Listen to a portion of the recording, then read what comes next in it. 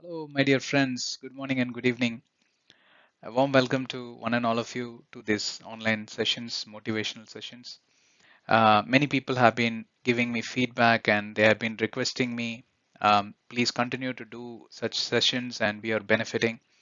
Yes, of course, it's our passion and it continues to remain as our passion to mentor people and help people because um, in a way that we learn together, right? That's the way how I look at things because we all are in some or other way imperfect, but then the point that we are trying to make each time through these sessions is basically to help the mankind to progress forward and march ahead, victoriously in this journey called as life. All right. Um, Once again, I'm reminding you this pandemic times, please follow the protocol and do not violate the protocol. Follow and stick to adhere to the guidelines given to you by the government. Stay safe and yeah, maintain the social distancing and whatever. All right. So every single session we had been dealing with these parameters of life, right? At the end of the day, it's all about how we live our life and how useful this life it is for you and also for the mankind, for the society and for your family. And our desire is that you need to be materialistically prosperous and economically stable, and also mentally you should be really in a good health condition, because at the end of the day you need to live long, right, to enjoy what you have earned.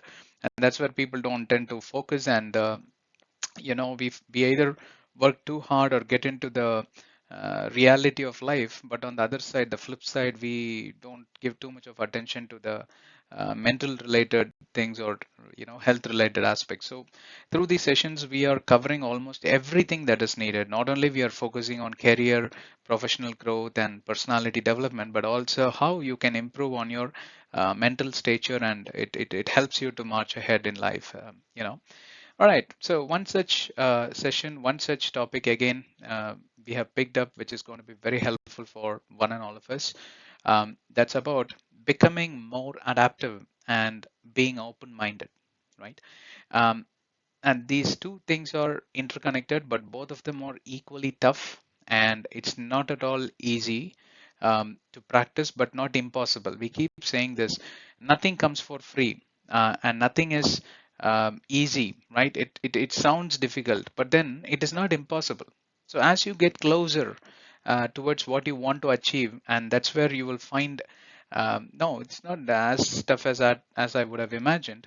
It sounds simple, but as you have to get closer, you will get these kind of experiences. But people don't even get to start. Then how is that in life? You will get such experiences, right? That's where we are giving you that boost. That first step is always important. That baby leap is always important, and that's where we are helping you to play or we are playing a role to help you. Okay. Right, right. Now we are going to see the differences between three different things, right? Open-mindedness, close-mindedness, and being simple-minded and free-minded. Four different things, right? Open-minded, close-minded, simple-minded, and free-minded. These are the four things in which the whole world is revolving, is what I could think of. Okay, the reason is because either or other things will keep visiting you in your life, right? Or either of these things where you need to becoming more adaptive is what the life demands, is what people demand, right? So we will see how to deal with this, but let's understand the basics as always, right? The difference between open-minded and close-minded people, right? Let's first have a apple-to-apple comparison. Close-minded people have trouble holding two thoughts simultaneously, or two different thoughts simultaneously in their minds. Whereas open-minded people can take in the thoughts of others without losing the ability to think well. They can hold two or more conflicting, concepts in their mind and go back and forth and between them to access their relative merits. The point here is they can process two different things simultaneously. At the same time, they will be able to judge and decide the individual things respectively, right? Or the things respectively, and they have a good governance model mechanism to process things. The close-minded people, oh, stop, one at a time. Have you heard people reacting that way? Don't give me too many things to handle. Okay, one at a time. Nothing wrong. You can do one at a time, but um, sometimes in life, multitasking is definitely not by choice, but it's a kind of a mandated ask in many of the companies. You see, multitasking people also grow forward in their career. Leadership skills, one of the major asks, you should be multitasking. And if you want to be a multitasker, you got to be an open-minded person without a choice. Okay. Now, what is this simple-minded? Simple-minded, free-minded, open-minded, close-minded. Simple-minded, what is this? I also heard it for the first time. When I researched, I found some interesting facts, very useful for you to know. What is this all about? A simple-minded person, does not have the ability to use the reasoning and understanding or reasoning and analytical skills. He won't be good enough to analyze the matter or reason the matter. You can call that person as an innocent person. Whatever you say, he's going to believe, something like that.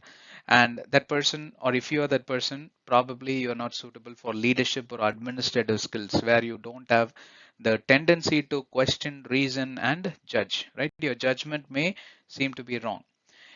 Simple-minded action or opinion is based on a limited understanding or a situation where either you limit your understanding or the source of information that comes to you are very limited, because your network of people is very limited. You don't have too many friends. You're not a social-minded person. Therefore, you tend to be a simple-minded person. I would say, uh, you can be a simple-minded person at home, but you have to be a kind of open-minded person at work. So that's okay.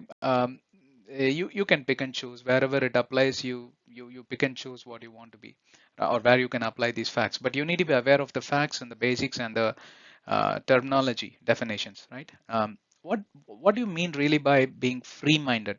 Can I do anything that I want in life? Actually, yeah, absolutely. Having a mind free from care. See, such people, no, uh, they don't end up to be selfish, but they will be more bothered about they themselves and myself, something like that. And at the same time, they won't get offended. You can go and irritate them to the core. You can tell anything you want. They will gel with people. They're very friendly people, but they may not have any objective in life. They will be like travelers: earn money, travel; earn money, spend, something like that. So you decide what you want to be, right? I gave you the definitions, but we will pick and choose. um, what are we talking about? Being adaptive and what? I'm just testing. Being adaptive and open-minded. So without a choice, we are picking to be open-minded. Why? Because there is more, the success rate is really more if you are an open-minded, and it helps you to grow better as a person and as a professional, right? It helps your career and also your personal life. Therefore, we are handpicking open-minded in this session, but you can make a choice. Not saying that you should ignore being free-minded or close-minded or what is that? What is it? Simple-minded. I'm sorry, simple-minded. But then you need to pick and choose. But among all this, the dominant factor is definitely the open-minded person. Without a doubt, such people will be more successful in life. Therefore, we are recommending this. Consider a recommendation, but you can think through it. But we will go through the session, and then you will understand why we handpick this one as the dominant thing, right? Is open-mindedness always going to be a strength in your life? Is it always going to build people, right? Now, the strengths of wisdom and knowledge are, the cognitive strengths, right, related to the acquisition and the use of information, right? Collect information from various sources. Why? Because that open-mindedness will allow you to be a good listener, right? You are like a container. People can start filling in, not throwing garbage, but filling in with good stream of water, clean water, right? You need to have a filter mechanism. By the way, being open-minded, you cannot just let all the dirty water, garbage to flow inside of you. Filter it out, right? And only have the attitude to listen to good things of life, and which is going to help you, which is going to make you a stronger person. All that is as a disclaimer. By default, you should have some basic sense to apply these principles. That's why I didn't touch much upon that. Strengths compromised in this virtue, or basically, sorry, not compromised.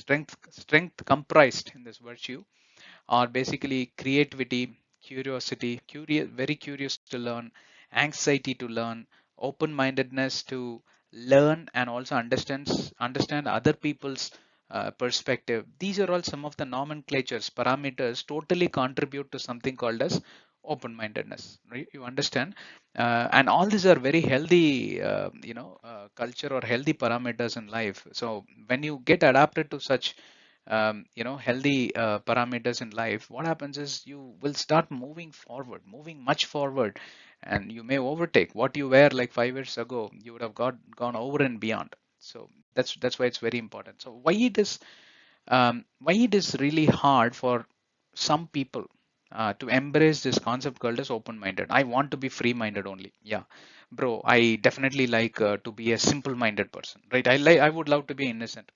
And why that mindset is coming and why they are not able to embrace open-mindedness, research says, like, I just picked few facts. Open-mindedness requires more cognitive effort than dogmatism, right? Just being willing to consider other perspectives can be a challenge or can become a challenge. Why should I always be a good listener? Why should I always listen to somebody? Let me listen to myself, like what happens to my instincts and stuff like that.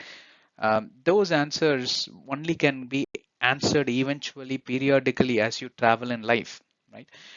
You cannot get an instant answer. Sometimes what happens is being too much of a listener also can be demerit. It can take you backward in life, but can be even more difficult when you find yourself having to revise your own beliefs as a result. So sometimes you have to revisit your own what I say instincts, your own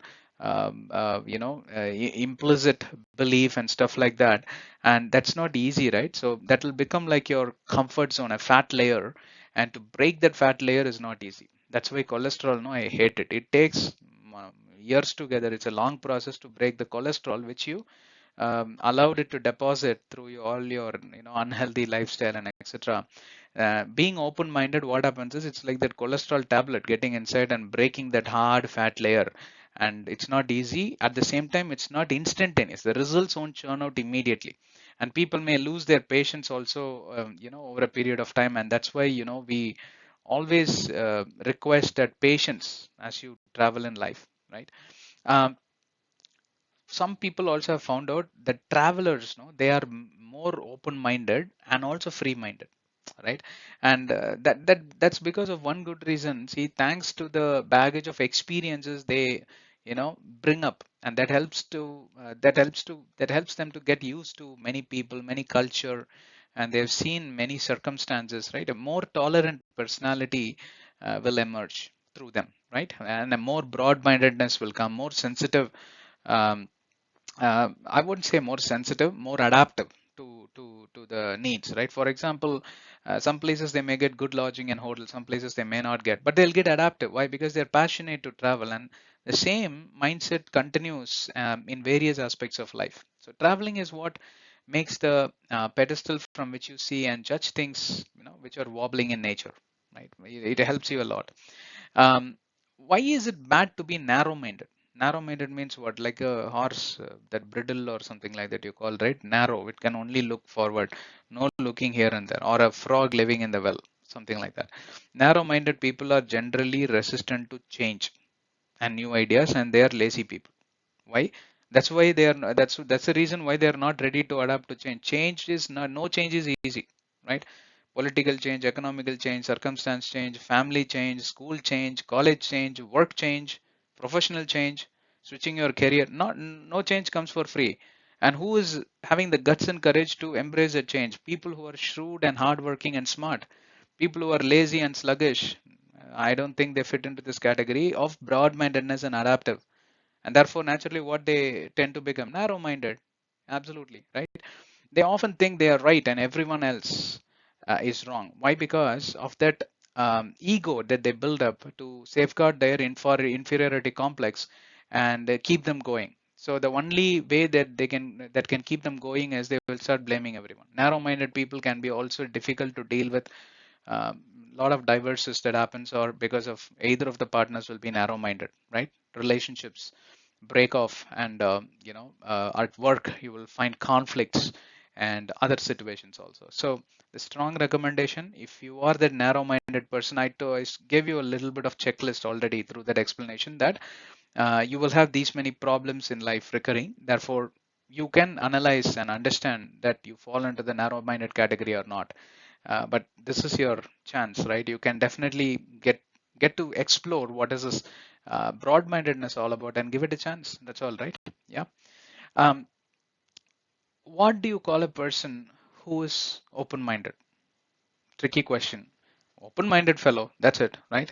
No, there are 10 or 15 titles that I've chosen, and each one of them becomes a character or a characteristic feature, something like that. That's a checklist. I'm going to give you a checklist to help you identify whether you already belong to the open-minded category or not, and through which you should be able to definitely understand whether you belong to this category or not, right?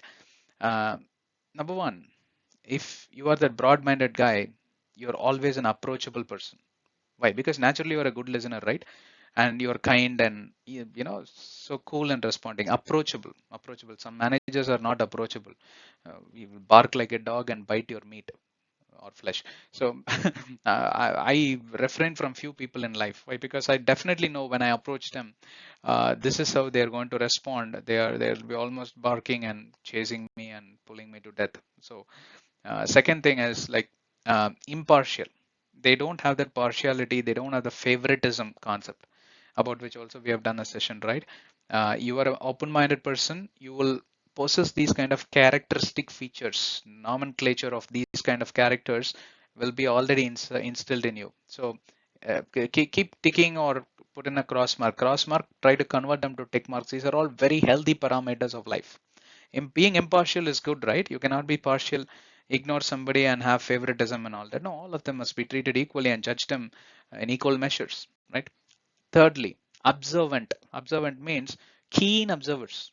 They will keenly watch before judging. No, they will give enough number of chances. They will spend enough time analyzing the matter, spending time with a person. They will not go by other people's perception and stuff like that, right? They themselves would want to interact and gel with that person and then judge, or gel with that situation and then judge, right? That's the third thing, very important. Be an observant, right? Fourthly, tolerant. Tolerant means how many other times you pull them by ears, nose, don't try to poke their eyes, but whatever you may annoy them, they will be very tolerant and patient, right? The words of their mouth will be very, very, patient enough, and because they understand your situation. You go with a red hot face, they will be still cool and calm. Who are they? Open-minded people. You want to become them, one of them, you be tolerant. Practice this. Fourth characteristic feature of a open-minded person. Fifthly, broad-minded. What else, right? Their ideas are not limited and they won't limit to hear other person's ideas. Simple definition, okay? Which means simple terms, they're good listeners, broad-minded. Fifthly. Sixthly, um, enthusiastic or very interested to hear about other people's experiences, right? And through which they learn things. They also explore together. They encourage people and all that. So they are very enthusiastic people. Who are they? We are talking about open-minded people. Now you understand initially why I handpicked open-minded and not free-minded, simple-minded, or close-minded or narrow-minded, right? Broad-minded or open-minded is always good. Seventhly, um, perspective.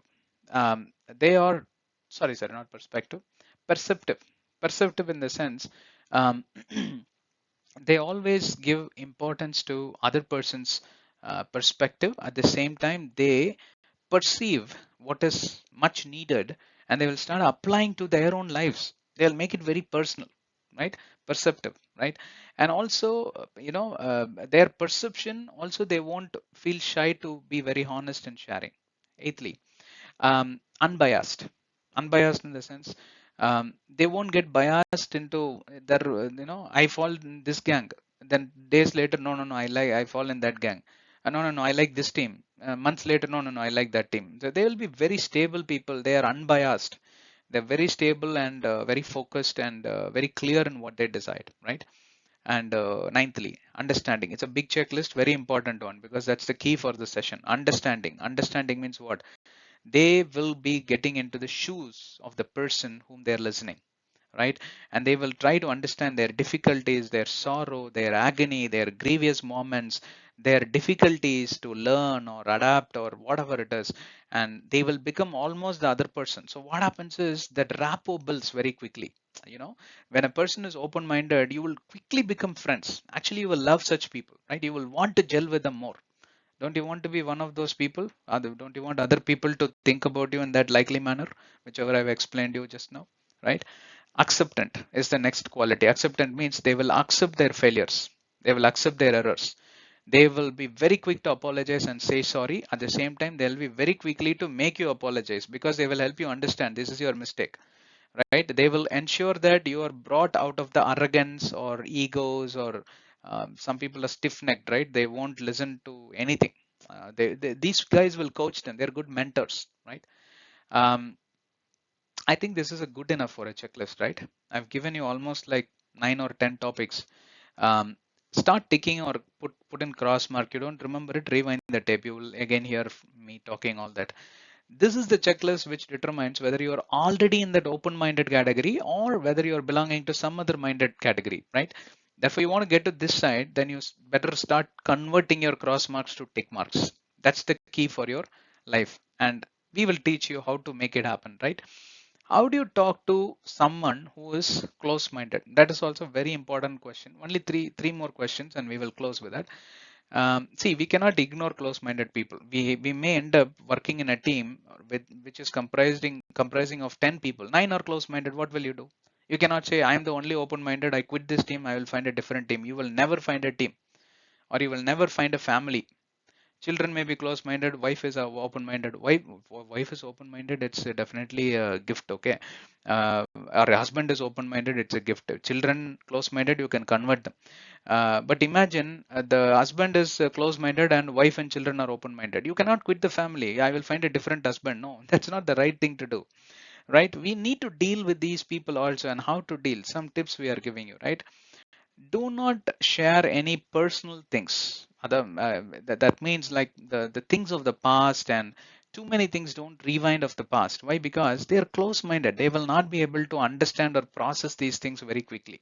Therefore, just talk to them on the to the point, and the matter which is of the present. Don't talk too much of the past or the future. That is also dangerous. Um, let them know you didn't ask for permission. You need to tell them that, look, you need to teach them a little bit of that free will which they have to honor, right? They need to give freedom to people, because close-minded people tend to be more arrogant, possessive, ego filled and all that. Therefore, you need to politely tell them, hey, this is not the world that you can live for too long, man. You need to respect people's opinion and give them the free will to operate things more with freedom and stuff like that. So try to coach them, right? um, be truthful to them to reveal how you felt when they make certain comments, nasty comments, or very rude, angry messages they send and all that. You need to convey that back. They may not accept. They will repel. They will saying that no, I don't agree and all that. But they will think. The brain, no, it will process. So they may think about this when they go to a private place or when before they go to bed or something like that. Um, they may tend to think, right? In a way, you are helping them, right? But you being honest, you can get them to the side of honesty, helping them realize the mistakes, that this is not something that people are generally going to agree and etc. Maintain a positive outlook with them, right? You be a very positive person, telling that this is possible, achievable. Don't be flattering them, but then you tell them in a very polite way, and convey more of positivity. In that way, they will start gelling you more. So once you establish the connectivity, then you can start being honest and telling them about a little bit of their critics and stuff like that. So lastly, they're obviously told, they will be close-minded means arrogant, ego and all that, rude, because they don't know that they are arrogant, they are having ego, they are rude, right? You don't take it personally. If you're an open-minded person, having known the other person is a narrow-minded fellow, right, or a close-minded fellow, you don't take it personally, because as long as you don't take it personally, you are on the winning side. The moment you start taking on the negative, personally, already you have lost the battle. You have also become one of those close-minded fellows, right? So we need to deal with these kind of problems, right? Okay, last two things and we will close. How can I become more open-minded? This is the question applicable to more of the people who belong to that close-minded category, right? There are two or three things only I'm going to tell you. Warm up your mind for opening, in the sense, be receptive to other people's saying or call and be a good listener, right? Um, Plant the seeds of reasoning, like how you plant seeds which grows as a tree and it bears fruit. Similarly, you plant seeds of reasoning into your brains, right? That will grow as a tree and deliver lots of fruits. The fruits of reasoning are nothing but understanding, capacity to be a good listener. These are the fruits that this reasoning tree. Have you seen any tree like that? You plant and see, it will grow beautifully. Yeah, your brain is like the ground, soil. You just plant that seed. Okay. Um, Always try to get some perspective of others, which I've covered already. Yeah, that makes you definitely being a open-minded, which means again you need to be a good listener. Ask yourself better questions, not a stupid question like why is that I need to compromise? Doesn't he show some sign of respect? You're not Prime Minister of India, right? He doesn't have to come and bow before you and touch your feet. Not necessarily, right? So don't ask such kindergarten questions. In a professional environment, everybody are equal. We all work for the same company and same employer. Or in the family, we are all together as a family. Even if one person have fallen sick, it will hurt the other. Like how in your body, even this little finger is hurt, your body, brain, everything, you can feel the pain. When the little finger is all good, you won't feel anything of it, but somewhere you get hurt, that's when you will feel, oh, this finger is also important, something like that. Don't degrade anybody, right? Treat everybody with the same equal measure. As much as you love yourself, you got to love the other person too. Give importance. Okay, lastly, this is the last section. With this we close. Only I will take extra 1 or 2 minutes, right? Four ways. So we spoke more of this open-minded, close-minded, free-minded, and narrow-minded, all that. Now we missed one point, right? It's called as adaptability. You need to be able to adapt to changes. And the more you are adaptive to changes, the more stronger you grow. Because why? Change is not easy, but if you can easily overcome, or you are going to be the veteran. Seriously, I'm telling you this, right? So there are three or four tips I will give. Change your thought process. You want to be improving in your adaptive skills.